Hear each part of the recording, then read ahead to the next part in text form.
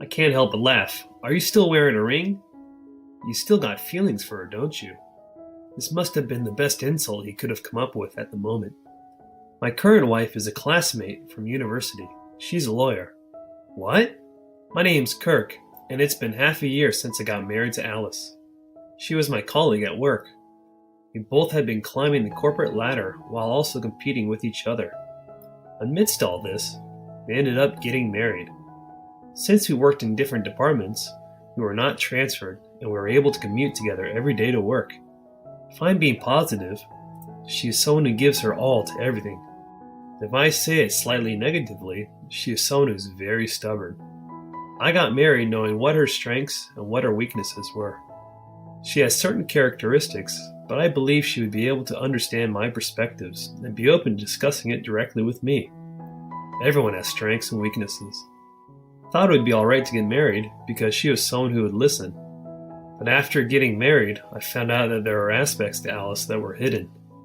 Every time I come home from work, Alice always asks me about work. Hey, how was your day? I feel like it's starting all over again. My day was normal, nothing new really. Answering like this has become a daily routine. Every day is not the same, right? Days change like the seasons. Something different should have happened today versus yesterday. To be honest, this exchange itself is quite tiring.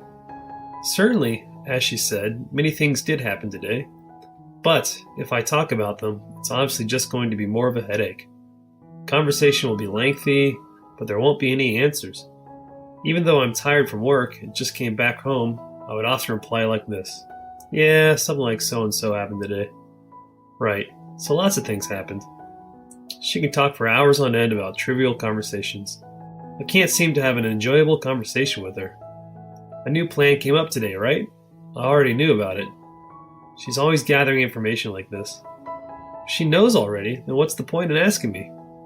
And on top of that, the person who proposed the plan was you, right? Oh, I already knew that. Of course, I don't miss any company gossip, especially if it has to deal with you. I see. I didn't really like how you proceeded with that proposal. You really should have consulted me. Well, I already said I wouldn't consult with you. But it's a proposal that affects the company's well-being, isn't it? Shouldn't we try to include as many opinions as possible? I think what you're saying is right. But I don't intend on taking further opinions. Why is she talking with the assumption that her opinions will be included in the proposal? Not just merely as a suggestion, but as though her opinions are always correct. Each time I would express my disapproval, and if we talk it through properly, she would understand it in the end. To be honest, this interaction is tiring me out. Before we got married, she never complained about my job. But now, after we got married, she's always trying to push ahead. She seems like a very dependable person, but she's very hands-off when it comes to house matters. Alice lived with her parents before getting married, so she hardly does housework. She actively tries to do the housework, but it only results in more work for me. One time she put a lot of effort into cooking dinner for me. I appreciated the effort, but the food was inedible. Thank you for cooking dinner today. Yeah, it doesn't taste good, does it? What should I have answered here? I thought about it for a moment. No, it's fine. I'm fine. A gray curry lay before me. It was thickening with charred bits floating about. What did you put in the ingredients? I couldn't help but ask. A gray sludge-like meal was placed in front of me. It's keema curry. I added tofu, okra, shiitake mushrooms, and enoki mushrooms. Sort of keema mushroom curry, an original creation by me. The gray keema curry was jarring. But as soon as I say anything, my wife gets in a bad mood. Alice said this and that, and pretends like she's giving advice, but she never allows herself to be in a position to receive any advice. I cooked dinner, so Kirk, please clean up afterwards. After saying that, she retreated to her room. Normally, I would have cringed at my wife's bad mood, but I was relieved.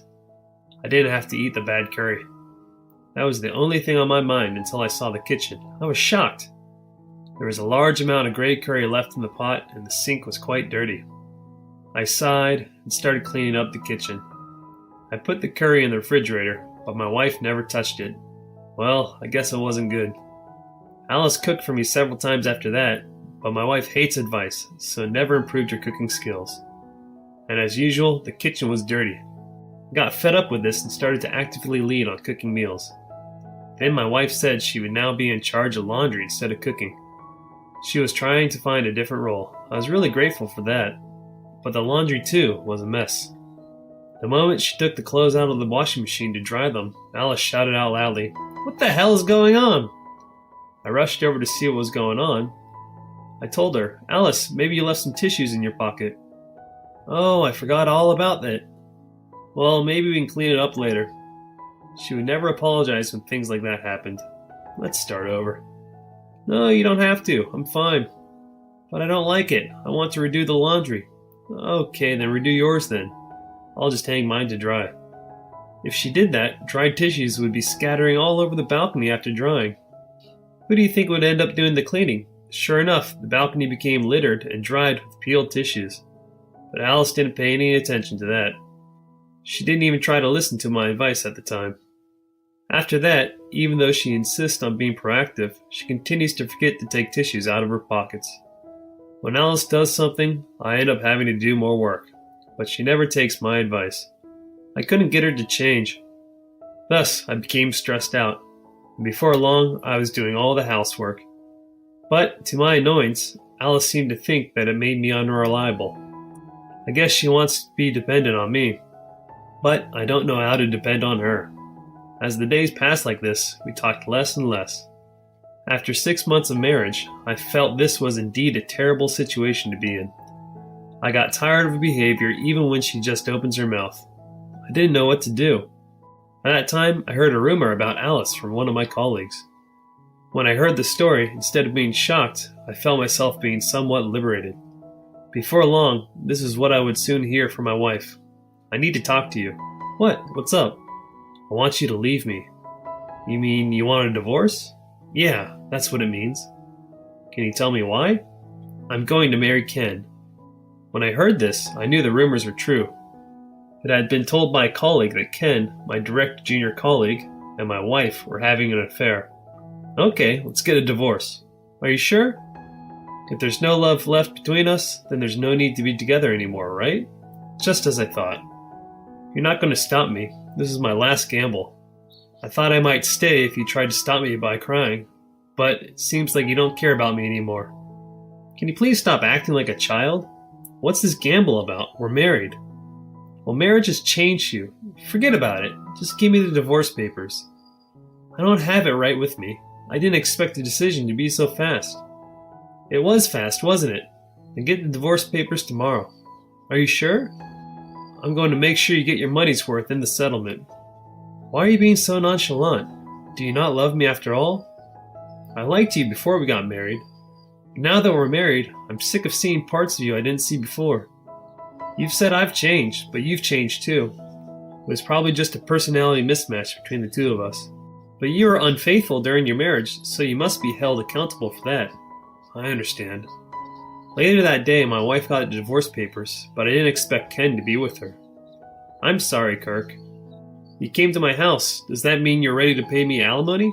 "Yes, I have the $2,000 in my pocket." Ken placed an envelope on the table. Inside were $2,000 worth of neat bills. "Yes, I got confirmation. Did you transfer the $3,000 properly?" "Yes, the money's been transferred." I checked my phone to see if the money has been properly transferred as well. Then I have nothing more left to say. "Can you leave?" "No, it's you who's leaving, Kirk, because the house was in Alice's name, isn't it?" "Yes." I looked at my wife, but she didn't make eye contact. "I see, there seems to be some kind of misunderstanding.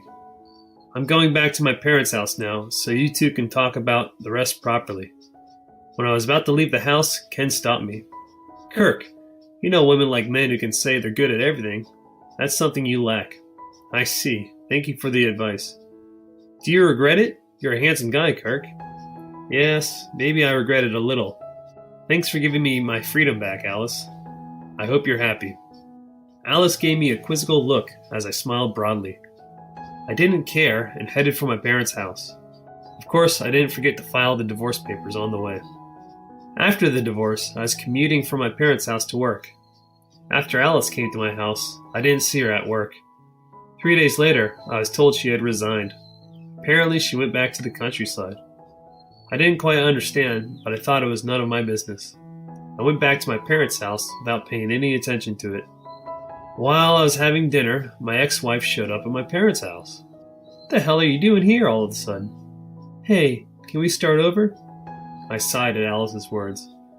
I knew it. Ken was just after the money, right? I told you so. He's my direct junior, and he was talking about going to parties to find rich women. He probably mistook you for the daughter of a wealthy family, right? How do you know so much about Ken? I know because I work with him. You lied about the house being in your name, right? You're so vain. You'll fall for a guy like that. Actually, the house was given to me by my father, and it was definitely not my ex-wife's house. Hey, let's start over. We learn about each other all over again. That's exactly what I don't like. You're in the operations department, right? Why are you telling me, a salesperson, how to do my job? And in your case, it's not about giving advice. You're always telling me to make or do this proposal. I really don't like that anymore. Anyways, I'm never taking a second chance with you. Well, you'll have to pay me back my alimony, living expenses, and all that. You'll become indebted to me. What are you talking about? I've never been supported by you in my entire life. Before we got married, at our wedding, during our married life, we split everything 50-50, right? If you still want me to pay, bring the receipts. If you can't do that, then get out of this house in the week. Otherwise, I'll hire a lawyer and sue you. With that, I closed the front door with a bang. After that, my ex-wife, who had no money, moved out of the house she was used to being in. She probably wanted to avoid causing any more problems. And before I knew it, she had also left the company. Even my in-laws didn't know where she went. I guess she couldn't continue at the company because the affair was made known by the entire company. I was the center of the attention, but I did nothing wrong. I did my best to keep my head down and work, so the subject soon died down. Then, one day, 3 years later, I saw a person in the city. Kirk, it's been a long time. Ken appeared in front of me. Alice and I actually ended up breaking up. What? I was wondering if you're single now too. I don't think it's any of your damn business. Do you still have the ring on your finger? Are you still in love with her? It was probably the most sarcastic thing he could have said right now. This is the ring I'm wearing now with my current wife. What? She's a classmate from university that's now a lawyer. She's waiting for me at home, so I should head home. I don't think we'll see each other again. I walked away, smiling at Ken. I felt like I had made up for everything that had happened back then, and my steps felt lighter. I felt relief in the end. I'm glad that it wasn't like what Ken had said, about me still being in love with her. I'm looking forward to being happy and finding a new wife. Thank you for watching until the end. If you liked it, please subscribe to the channel. See you again in the next video.